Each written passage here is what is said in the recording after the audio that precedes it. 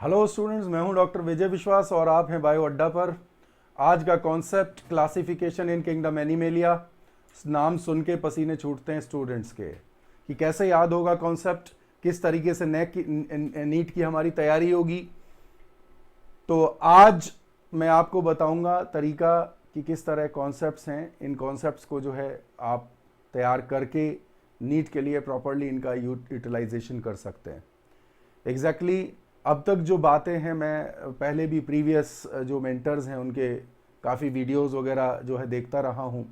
तो नॉर्मली बच्चे ये मानते हैं कि कॉन्सेप्ट जो है वो रटने वाला है, और काफ़ी हद तक टीचर्स भी कहीं ना कहीं यही बता देते हैं कि बेटा याद कर लो, रटने वाला है। लेकिन आपको मैं एक चीज़ बताऊँ तो ये कॉन्सेप्ट्स हैं जिनको अगर समझ लिया जाए तो रटने की ज़रूरत नहीं है। अच्छा, मैं एक आपसे सवाल पूछूं कि आप अपने दोस्तों के नाम कैसे याद करते हो? क्या उनको रटते हो? जब आप अपने दोस्तों से मिलते हो, अपने आसपास होते हो, अपने आसपास की सोसाइटी में, सिस्टम में होते हो, तो आप कैसे नाम याद करते हैं? क्या आप रटते हैं? क्या आप क्रैम करते हैं? किसी भी आप ऑब्जेक्ट का नाम याद करें या किसी पर्सन का नाम याद करें जो आपसे रोज़ मिलता है, तो आप उसका नाम क्या रटते हैं कि भी ये फला जो है आ गया, ये डिमा का आ गया? इस तरह तो नहीं होता ना। तो नाम जो है वो आप जब एक्सपीरियंस में होते हैं तो याद होते हैं। आज हम क्या कर रहे हैं, आज हम यही चीज़ समझाने की कोशिश करेंगे कि क्लासिफिकेशन अपने आप में एक पूरा एक कॉन्सेप्ट है, चाहे वो बॉटनी में हो चाहे जूलॉजी में हो। तो यहाँ कोई क्रैमिंग की गुंजाइश उतनी नहीं है, बस आप समझ लीजिए तो कॉन्सेप्ट याद हो जाएगा। ठीक है। वैसे तो बात यह है कि दूसरे सब्जेक्ट्स में, फिजिक्स में आप देखिए तो आप देखते हैं कि किस तरह से न्यूटन्स लॉ समझे जाते हैं। तो क्या आप उनको रटते हैं? क्या आप उनको क्रैम करते हैं या समझते हैं? तो होने वाले तो रटने वाले तो रटेंगे भी, लेकिन समझने वाले जो समझेंगे तो वो जीवन भर उनको याद कर पाएंगे। यही मैं कह रहा हूँ, आई एम ट्राइंग टू से कि कॉन्सेप्ट को समझा जा सकता है, याद किया जा सकता है और उसको आगे बढ़ाया जा सकता है। बट क्रैमिंग मैं बहुत हद तक आपको रिकमेंड नहीं करता अपने लेवल पे। अगर आपको क्रैमिंग की आदत है और आप क्रैम करके ही करते हैं तो दैट्स अनदर थिंग, लेकिन मैं आज कॉन्सेप्ट को समझाने की कोशिश करूंगा। ठीक है। तो आप एक चीज समझिए कि जो किंगडम एनिमेलिया है वहां पे हमारे जो रिकॉर्डेड स्पीशीज हैं वो 1.2 मिलियन स्पीशीज हम यहां पे देख रहे होते हैं। तो देयर आर 1.2 मिलियन स्पीशीज हैं। पहली बात, ये हमारा सबसे पहला फंडामेंटल एक डिटेल है जिस पे हम लोग समझ सकते हैं कि नंबर ऑफ स्पीशीज कितना है। तो 1.2 मिलियन स्पीशीज हैं किसकी? एनिमेलिया किंगडम को जो बिलोंग करती हैं। Animalia mean this is the kingdom, highest order of kingdom, जहां पे हम एनिमल्स को पढ़ रहे हैं। ठीक है। उसके पहले बाकी के किंगडम है, 4 किंगडम और है जो विटेकर्स क्लासिफिकेशन है उसके अकॉर्डिंग। तो 1.2 मिलियन स्पीशीज हैं और उनको डिफाइन किया गया है बेटा अप्रॉक्स 30 फाइला में। यहां एक चीज और समझ लीजिए कि कई लोग जो है फाइलम्स बोलते हैं, कई लोग फाइलाज बोलते हैं।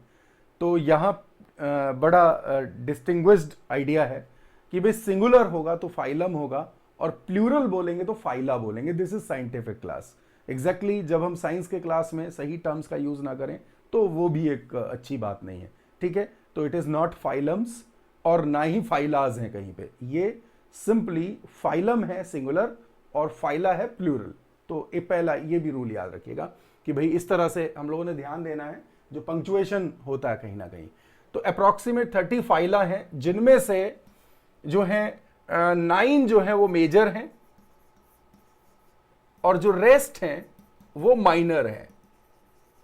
Why it is called major and minor? It is बेटा just upon the basis of number of species। भाई जिधर नंबर ज्यादा है उनको हम मेजर बोलेंगे, जिनके नंबर कम है उनको माइनॉरिटी बोलेंगे, माइनर बोलेंगे। ओके। तो मेजर और माइनर जो है दो तरह के फाइला हमारे पास है। अब ये जो एनिमल्स हैं बेटा, ये इतने सारे एनिमल्स हैं, it is not possible to study all. और आपको और बता दूं बात कि जो एस्टिमेशन है वो ये है कि 7 मिलियन एनिमल्स हैं। ठीक है। जो नंबर ऑफ स्पीशीज की बात है, नॉट मीन बेसिकली टोटल की अगर मैं कहूं तो 7 मिलियन जो स्पीशीज हैं वो अर्थ के ऊपर हैं, उनमें से काफी ज्यादा जो है वो एनिमल्स को बिलोंग करेंगे। तो ये एस्टिमेशन है, जिनको खोजा नहीं गया है, उनमें से 1.2 मिलियन एनिमल्स जो हैं उनको हम डिस्कवर कर चुके हैं और जो आपके ऑन पेपर रिकॉर्ड के अंदर है। ठीक है, तो अब इन सबको कैसे पढ़ें, इन सब के लिए हमारे पास क्या तरीका है, कैसे याद करूं? तो घबराने की जरूरत नहीं है। क्लासिफिकेशन मेथड्स हैं जो during the course of development of the science they have developed, और जो डिफरेंट जो साइंटिस्ट हैं they have developed these phenomena of classification. Okay, तो क्या क्या है वो मैं अपने सिस्टम से आपको बता रहा हूं। बेसिकली पूरा का पूरा साइंटिफिक आइडिया है, क्या क्या आइडियाज के बेसिस पे हम क्लासिफिकेशन करते हैं। तो मैं आपको बताऊं कि there are some fundamental concepts, उनको समझने की बात करेंगे। तो पहला जो हम लोग यहां पे यूज करेंगे फंडामेंटल कंसेप्ट में, that will be the concept of, एक हम अप्लाई करेंगे कॉन्सेप्ट ऑफ जर्म लेयर्स। ठीक है बेटा। Number 2 we will discuss concept of level of organization. Okay, then we will go for concept of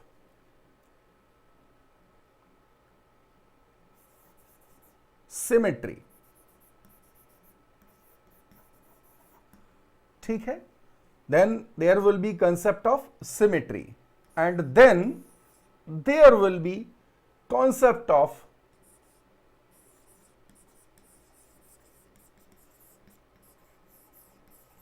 body cavity. This is concept of body cavity और body coelom. अगर मैं कहूं ये 4 हमारे basic ideas हैं जिनके हिसाब से हम एक एनिमल क्लासिफिकेशन की आउटलाइन को समझते हैं। तो ये एक फंडामेंटल मतलब यू कैन से ये थंब रूल आप 4 मानिए यहाँ पे कि ये 4 चीजें हैं, 4 कॉन्सेप्ट हैं, देयर आर 4 थंब कॉन्सेप्ट्स, इनके बेसिस पे हम लोग आगे बढ़ेंगे।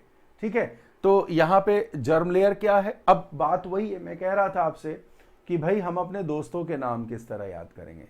तो दोस्तों के नाम या आस पड़ोस के लोगों के नाम वो आप याद नहीं करते हो, वो आपको याद हो जाते हैं जब आप उनके साथ समय बिताते हैं, उस कॉन्सेप्ट को उनके साथ समझते हैं पूरा लिविंग में, तो आपको नाम याद हो जाते हैं, है ना। आप किसी एक जगह रोज विजिट करते हो तो वहाँ रहने वाले लोगों के नाम भी आपको याद हो जाते हैं, चीज़ों के नाम याद हो जाते हैं। तो ये एक नेचुरल फिनोमेना है कि हमारी अंडरस्टैंडिंग इसी तरह से होती है, हम इसी तरह से चीज़ों को रेफरेंस पे याद करते हैं। ठीक है, नॉर्मली हमारा ब्रेन जो है वो रेफरेंस के थ्रू चलता है। तो वही चीज़ अगर हम कॉन्सेप्ट को क्रैम की बजाय समझने की कोशिश कर रहे हो, सिर्फ समझ लीजिए, मैं नहीं कहूँगा कि आप इसको क्रैम करिएगा। तो मैं सबसे पहले कॉन्सेप्ट से शुरू कर रहा हूँ। यहाँ पे कॉन्सेप्ट ऑफ जर्म लेयर है, ठीक है, इसको समझने की बात करते हैं सबसे पहले, तो फिर आप बिलीव करेंगे कि हाँ बात सही कह रहा हूँ। ओके, तो सबसे पहला जो मैं ले रहा हूँ यहाँ पे, this is concept of concept of germ layers। Exactly आप एनिमल किंगडम के अंदर ये जर्म लेयर जो बनते हैं बेटा वो एनिमल किंगडम के अंदर ही होंगे, दूसरे किसी किंगडम के अंदर जर्म लेयर्स का कॉन्सेप्ट है ही नहीं। ठीक है, तो ये क्या है वो मैं बता रहा हूं। जब आप देखते हैं कि यहां पे एम्ब्रियो होता है, पहले एक स्पर्म आएगा that fuses with ovum and यहां पे बनता है जाइगोट, जाइगोट से देन मोरुला स्टेज आती है। मोरुला एक 8 to 32 सेल्ड स्ट्रक्चर है। ठीक है, तो 8 से लेके 32 तक जब तक ये सेल्ड सॉलिड स्ट्रक्चर रहेगा तब तक आप इसको मोरुला कहेंगे। एक्चुअली मलबरी जो फ्रूट होता है, शहतूत जो होता है मलबरी फ्रूट, उसके छोटे फॉर्मेट जैसा ये दिखाई देता है, तो इसलिए हम इसको बोलते हैं मोरुला। तो this is morula stage. Morula के बाद आती है ब्लास्टोला, ये एक हॉलो स्टेज होती है। एम्ब्रियोनिक फेज में, ठीक है। इसमें कैविटी होती है ब्लास्टोसील, और पूरा ऊपर ये इनर सेल मास वगैरह, जो सेल अभी तक जो है यहां मोरोला के अंदर सॉलिड मास बना रहे थे, वो एक तरफ इकट्ठे हो गए और नीचे जो है ब्लास्टोसील बन गया है। इसके बाद एक स्टेज आती है गैस्ट्रोला। बेटा क्या होता है कि ये जो जर्म लेयर्स हैं, ये जो सेल्स हैं यहां पे,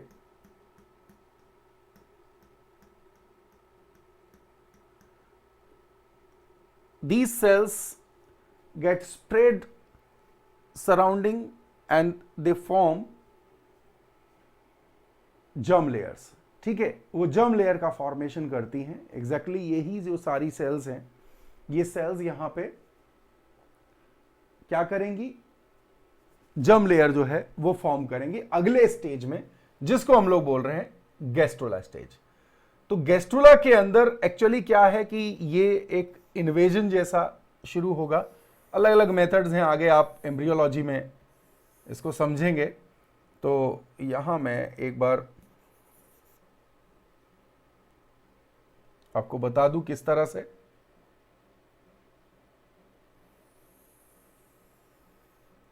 तो ये जो स्टेज है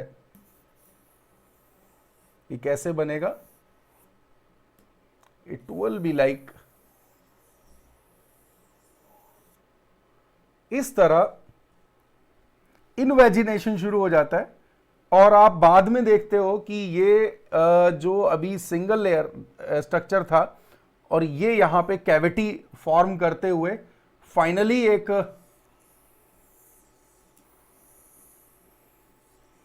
इस तरह का कुछ फॉर्मेशन बन जाता है, ठीक है। तो यहां आप देख रहे हो ये आउटर लेयर बन गई है, here it is inner layer बन गई है। तो जो आउटर लेयर है बेटा, दिस इज नाउ, इसको आप एक्टोडर्म बोल देते हैं, ठीक है।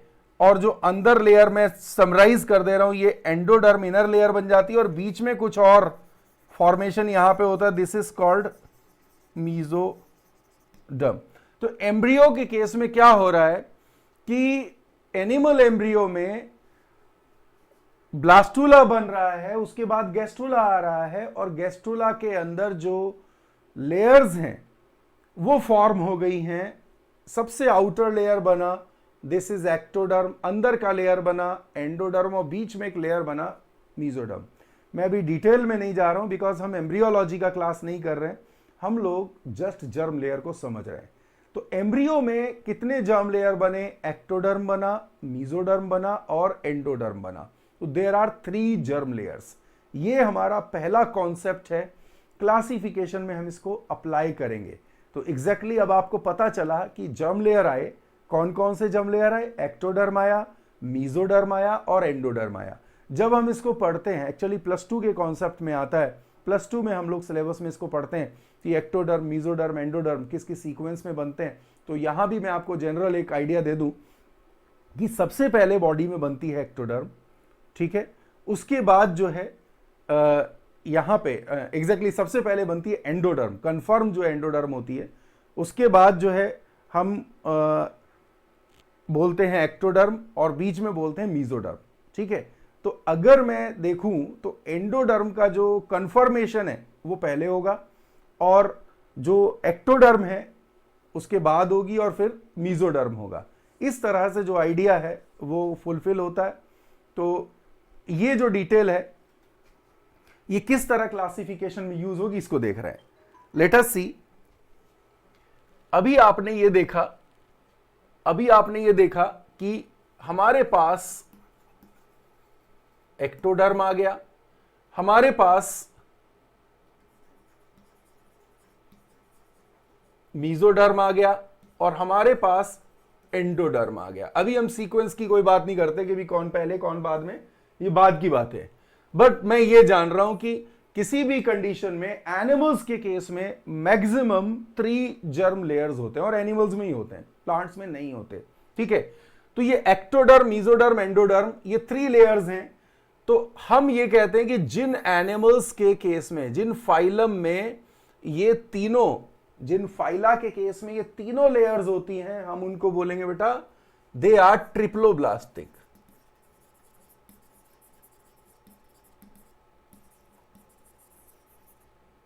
ठीक है, they are called as triploblastic phyla. हम उनको क्या बोलते हैं? They are called as triploblastic phyla.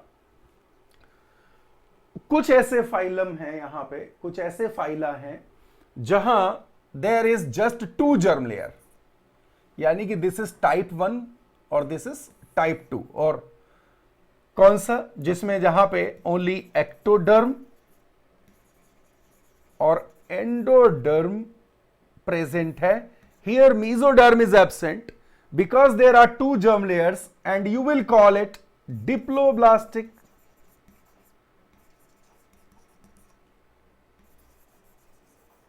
phyla। तो this concept is cleared कि भाई there are 2 types of animal phyla, diploblastic animal phyla and triploblastic animal phyla। 2 तरह के फाइला हो गए, डिप्लोब्लास्टिक हैं और ट्रिप्लोब्लास्टिक हैं। तो सबसे पहला जो कॉन्सेप्ट है उसको हम अप्लाई करेंगे। ठीक है, तो animals are of 2 types, diploblastic animals and triploblastic animals. ठीक है, और उसके अंदर हम इनके जो कौन कौन से फाइलम हैं उनको हम जो है लिस्ट कर देंगे, सारे के सारे जो भी फाइला यहां पे आते हैं। ठीक है, तो अभी एक और चीज बता दूं। अब आपके मन में एक सवाल आएगा कि sir what is the use of germ layers in the body, क्या क्या रोल है इनके? तो रोल है बेटा, जो जर्म लेयर्स हैं they form tissues, they form tissues. आप जानते हैं कि हमारी बॉडी के अंदर जो टिश्यूज होते हैं वो कौन कौन से हैं? पहला एपिथेलियल टिश्यू होता है, दूसरा कनेक्टिव टिश्यू है, ठीक है, तीसरा मस्कुलर टिश्यू है, चौथा नर्वस टिश्यू है। ठीक है, तो ये जो चारों टिश्यू हैं इनको बनाने में जर्म लेयर का रोल होता है। इसका मतलब ये हुआ कि जिस केस में, यानी कि डिप्लोब्लास्टिक एनिमल्स के अंदर जहां पे मीजोडर्म नहीं है, जो मिडल लेयर है वो नहीं है, तो उनके अंदर वो टिश्यूज फॉर्म नहीं होंगे जो कि मीजोडर्म से डेवलप होते हैं।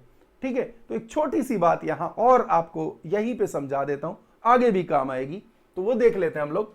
वो क्या है कि भाई जो जर्म लेयर्स हैं वो क्या बनाती है ना, fate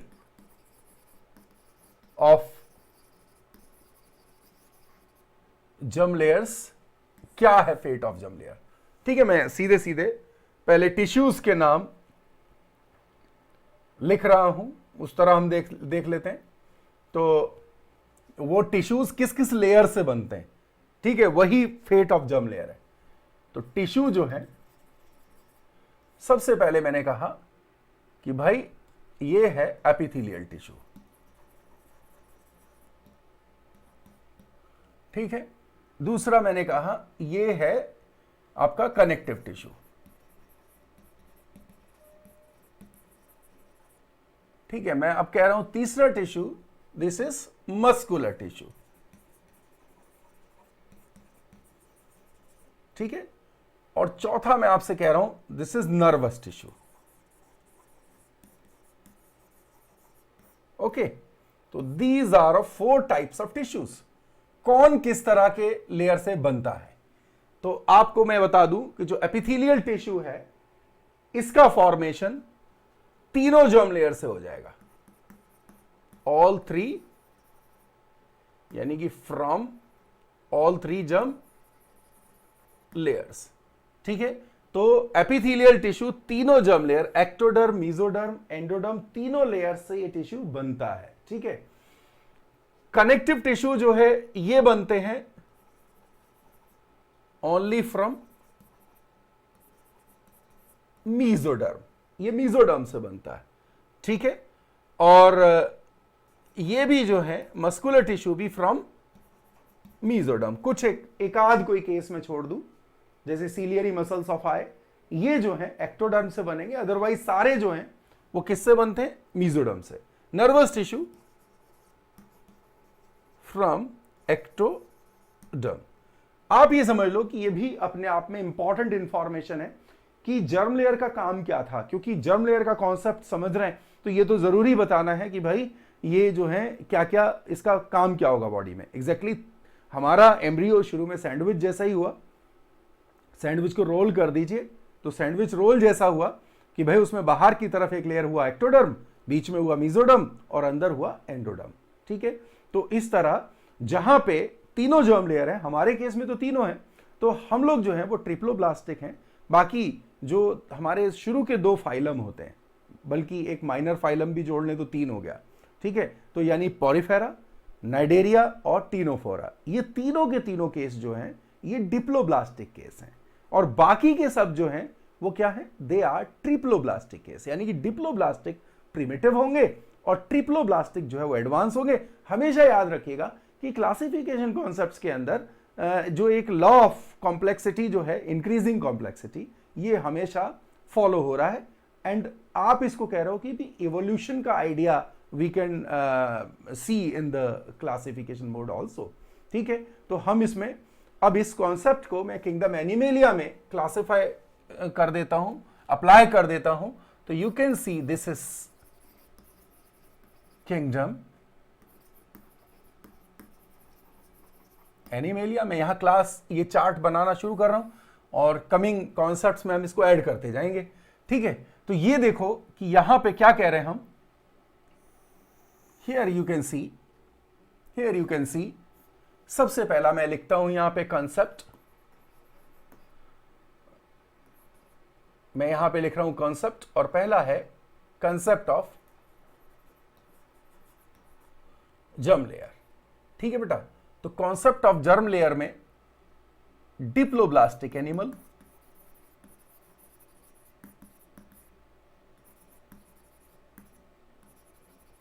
animal phyla, and then triploblastic animal phyla। Now हम अपनी बात पे आते हैं, जो मैंने आपको वादा किया था कि आपको कॉन्सेप्ट समझा करके क्लासिफिकेशन में हम लोग एंट्री करेंगे। तो आप देखो कि हमने एक कॉन्सेप्ट यहां पे पकड़ लिया, एक कॉन्सेप्ट को समझ लिया। ठीक है, हमने कॉन्सेप्ट पकड़ा, कॉन्सेप्ट समझा, जर्म लेयर। तो कॉन्सेप्ट ऑफ जर्म लेयर सबसे पहले हमने यहां अप्लाई किया।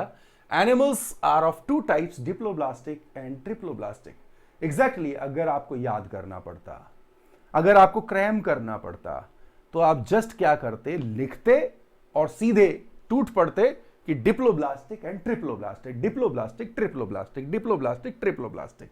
ठीक है, कब तक ये आपको दिमाग में बिठा लिया आपने, 2-4 दिनों बाद आप भूल जाते क्या था डिप्लोब्लास्टिक, क्या था ट्रिप्लोब्लास्टिक।